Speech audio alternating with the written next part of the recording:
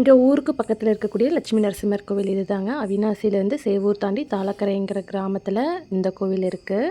இன்று சனிக்கிழமைங்க. சனிக்கிழமை special. கோவில்லையுமே full கூட்டமாக தான் இருந்துச்சு அந்த அன்னைக்கு. சனிக்கிழமை மட்டும் அங்கே கோவில் வந்து நட சாத்த மாட்டாங்க, ஃபுல் டேவுமே இருக்கும். லட்சுமி நரசிம்மர் அவதாரம் ஸ்டோரி ஒரு ரீகேப் பார்த்துடலாங்களா? தொடர்ந்து என்னுடைய ஷார்ட்ஸ் பார்த்துட்டு இருந்தீங்கன்னா தெரிஞ்சிருக்கும். இது வரைக்கும் சோமுகன், அதுக்கப்புறம் முருகன் அசுரன் ஸ்டோரியிலலாம் நாம் பார்த்துருக்கோம். இன்றைக்கி பார்க்க போகிறது வந்துட்டு இரண்யன்.